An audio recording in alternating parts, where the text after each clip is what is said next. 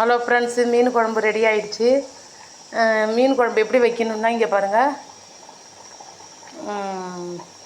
ஒரு 10 சின்ன வெங்காயம், அது எண்ணெயை ஊற்றி வதக்கிட்ட பிறகு அது கூட 2 தக்காளி, 4 பூண்டு பல் இது போட்டு வதங்கினதும் வெந்தயம் தான் நான் போடுவேன்.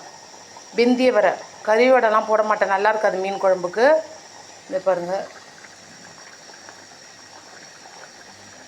அது கூட வெங்காயம், இது மாங்காய், எங்கள் மரத்தோடைய மாங்காய், எங்கள் மரத்தில் இருக்கிற மாங்காய். அப்புறம் நான் என்ன மீன் வாங்கினேன்னு உங்கள்கிட்ட சொல்ல, காணாங்கழுத்த மீன். காணாங்கழுத்த மீனுன்னா எனக்கு ரொம்ப பிடிக்கும். அது 1/2 கிலோ 200 அது 4 மீன் 1/2 கிலோ. அதுதான் அந்த மீன் குழம்பு. இதை போட போகிறோம் பாருங்கள். குழம்பு ரெடி ஆயிடுச்சு.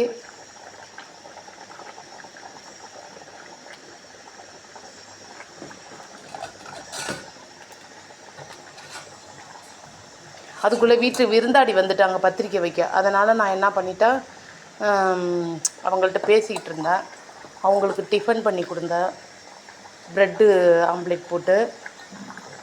அதுக்கப்புறம் மீன் குழம்பு நம்ம வச்சோன்னா முட்டையை அதிலே போடக்கூடாது. ஏன்னா முட்டையை தனியாக தான் வேவிக்கணும், அதில் ஒரு நீர் வரும். அதனால் அந்த மீன் குழம்புல போடக்கூடாது நம்ம, அப்படின்னு தான் சொல்கிறாங்க. பாருங்கள், இது காணாங்கழுத்த மீன். காணாங்கழுத்த மீன் வாங்கி மீன் குழம்பு ரெடி ஆகிட்டு இருங்க. குக்கரில் சாப்பாடு, முட்டை, இது முட்டை பாருங்க. இது கூட 2 கொத்து கருவேப்பிலை.